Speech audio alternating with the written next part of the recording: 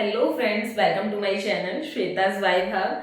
As you all know, मैं आपके साथ जो है वो काफ़ी सारी वीडियोस शेयर कर चुकी हूँ। मैं आपको एवरी एस्पेक्ट ऑफ लाइफ में वीडियो शेयर करना चाहती हूँ कि किस तरीके से मैं क्या क्या करती हूँ। और आज मैं आपके लिए एक स्पेशल वीडियो लाई हूँ जो है स्टूडेंट्स की 5 एग्जाम टिप्स हैं कि किस तरीके से 10th में हमें स्कोर करना है। ऐसी टिप्स हैं कि आप इनको अगर करते हो फॉलो तो आप 80 to 95% स्कोर कर सकते हैं। मैं 10th क्लास से ट्यूशंस दे रही हूँ बच्चों को। मैं 11th क्लास से दे रही हूँ। 10th मैंने पास आउट करी थी जस्ट, फिर मैं ट्यूशंस देने लगी थी बच्चों को। तो मैं 10th क्लास तक के बच्चों को पढ़ाती भी हूँ। मुझे 4 साल हो गए, इतनी बड़ी टीचर नहीं हूँ, बट मैं जो है वो मुझे 4 साल हो गए हैं पढ़ाते हुए। तो मैंने ये देखा है, बच्चों को मैंने एक्सपीरियंस किया कि बच्चे जो है वो 10th और 12th के एग्जाम्स को, बोर्ड एग्जाम्स को काफ़ी ज़्यादा सीरियस लेते हैं। इतना सीरियस लेने वाला कोई मैटर होता नहीं है वैसे, क्योंकि जो भी हम पढ़ रहे हैं अब तो काफ़ी सारा सिलेबस भी कट हो चुका है। अब तो काफ़ी इजी हो गई हैं चीज़ें। मैथ्स में, साइंस में काफ़ी चैप्टर, एक एक एक्सरसाइज हर एक चैप्टर में कट हो चुकी है। मैं इतनी बड़ी टीचर नहीं हूँ, एक ग्रेजुएशन कर रही हूँ अभी, और मेरे को 4 साल का एक्सपीरियंस है, बट मैं ट्यूशन पढ़ाती हूँ। पढ़ाते हुए मुझे 4 साल हो गए।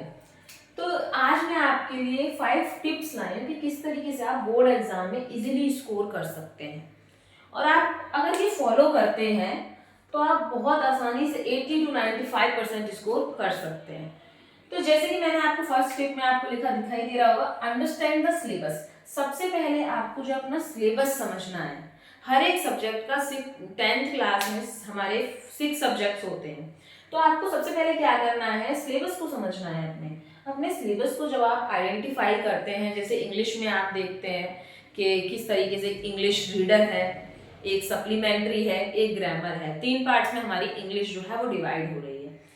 तो उन तीनों पार्ट्स को जब हम, और 100 मार्क्स के, हमारे 80 मार्क्स का हमारा पेपर आता है शायद, और सीबीएसई का कुछ अलग पैटर्न होगा, एचबीएसई का कुछ अलग होता है, मतलब हर एक बोर्ड का अलग होता है।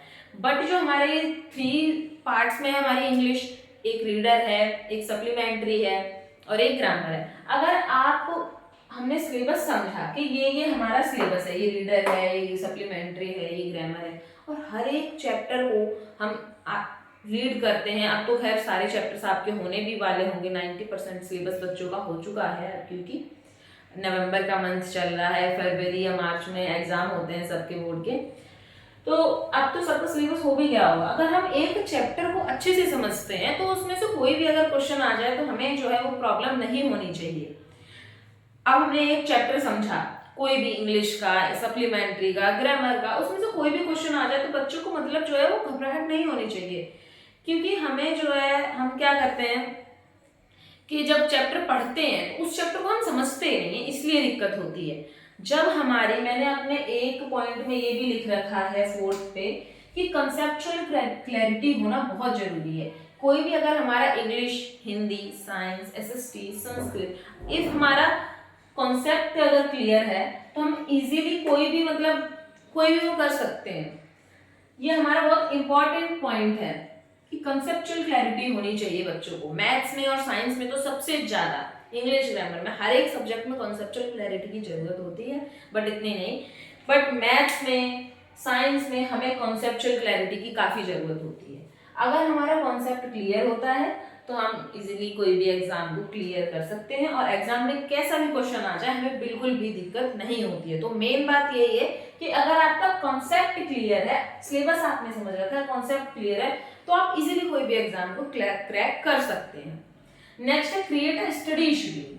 आपको एक स्टडी शेड्यूल बनाना है अपना, मतलब आपको एक टाइम टेबल बनाना है। आपका टाइम टेबल एक फिक्स होना चाहिए कि स्कूल मुझे जाना है, इतने घंटे स्कूल में पढ़ना है, और अपना सेल्फ स्टडी अब तो काफी ज्यादा आपको करनी चाहिए। सेल्फ स्टडी मतलब 2-3-4 घंटे भी अगर आप घर पे सेल्फ स्टडी कर लेते हैं, दैट इज इनफ। अगर 2 से 3 घंटे भी आप इफेक्टिव टाइम टेबल बना करके करते हैं, ये नहीं कि आप बैठे हुए हैं, फोन चला रहे हैं, इंस्टा चला रहे हैं, ऐसे नहीं। एकदम इफेक्टिव, फोन साइलेंट पे रखो और अपना जो भी टॉपिक आप समझ रहे हो उस टॉपिक को एकदम क्लियर करके फिर आप आगे बढ़े। तो इस तरीके आप आपको टाइम टेबल बनाना है, उस टाइम टेबल में जो है वो ब्रेक्स भी होने चाहिए। ब्रेक्स भी बहुत जरूरी होते हैं बच्चों के लिए। बच्चे क्या करते हैं, काफी बच्चे 2 घंटे पढ़ रहे हैं तो वो लगातार पढ़ रहे हैं, ऐसा नहीं करना चाहिए। आधा घंटा पढ़ो, 5 मिनट का ब्रेक लो, 1 घंटा पढ़ो, 10 मिनट का ब्रेक लो। तो मतलब ब्रेक के साथ अगर आप पढ़ते हो तो आपका माइंड जो है वो फ्रेश हो जाता है और हमें जो है हम अपना अगला कॉन्सेप्ट समझने के लिए रेडी हो जाते हैं। नेक्स्ट है टाइम टेबल आपको बनाना है अपने टाइम के अकॉर्डिंग। आपका किस टाइम का टाइम टेबल है, आप ट्यूशन भी जाते होंगे, थोड़ा बहुत घर पे भी काम वाम होता होगा तो करते होंगे, तो इस टाइप से आपको अपना एक टाइम टेबल बनाना है, उसमें ब्रेक्स रखने हैं। एक है प्रैक्टिस विद सैंपल पेपर्स। अब मार्केट में जो है सैंपल पेपर आ गए होंगे तो आप उसी के सारे क्वेश्चंस जो है प्रैक्टिस करें। आप उसी जो आपको क्वेश्चन में आंसर समझाया है, चैप्टर से आपने पढ़ा है, सिर्फ आप उसके क्वेश्चन देखें, आंसर ना देखें। आंसर जो आपने एनसीईआरटी से पढ़े हैं वो देखें। और मतलब मैंने देखा है कि सैंपल पेपर में जो आंसर होते हैं वो काफी शॉर्ट लिखे होते हैं, उन शॉर्ट आंसर को आपको नहीं पढ़ना है। आपने जो एनसीईआरटी में अपना पूरा कॉन्सेप्ट पढ़ा है उसके अकॉर्डिंग आपको आंसर लिखना है, ये एक इंपॉर्टेंट पॉइंट है। नेक्स्ट आपको प्रैक्टिस सैंपल पेपर के साथ ही करनी है, क्योंकि उसमें क्वेश्चन जो है वो प्रीवियस ईयर क्वेश्चन पेपर्स होते हैं और पास्ट के 5 to 6 ईयर के अगर हम क्वेश्चन पेपर कोई बच्चा कर लेता है तो उसके 95% से ज़्यादा आ सकते हैं। मैंने तो करे नहीं थे इतने ज़्यादा, मैं तो सिर्फ मतलब चैप्टर्स पढ़ लिए थे तो गाइड से ही पढ़ा था। एग्जामिनेशन मास्टर 10th में मैंने किसी भी सब्जेक्ट की ली ही नहीं थी, सारा मतलब मैंने एनसीईआरटी अच्छे से कवर था। फिर है एक रिवाइज आपको रेगुलरली करना है कि आपने एक टॉपिक अगर आज पढ़ा है संडे को तो आपको उसको जो है वो मतलब एक हफ्ते बाद फिर करो रिवाइज की वही टॉपिक, मतलब आपको सब्जेक्ट से लेके चलना है। फिर से 21 डेज बाद रिवाइज करो, फिर 1 मंथ बाद रिवाइज करो। मतलब रिवाइज करने का मतलब ये नहीं होता फिर से 4 घंटे पढ़ो, सिर्फ एक बार अगर आप खोल के देख लेते हो और देखते हो ये टॉपिक मैंने पढ़ा था, इसकी ये इंपॉर्टेंट चीज है। तो इस तरीके से मैंने आपको ये समझाया, ये 5 स्टेप अगर आप फॉलो करते हैं तो 80 to 90% आप स्कोर करेंगे। तो अगर आपको आज की वीडियो अच्छी लगी हो तो लाइक, सब्सक्राइब एंड शेयर करना ना भूलें और अपने फ्रेंड्स के साथ भी शेयर करें। Till then thank you so much.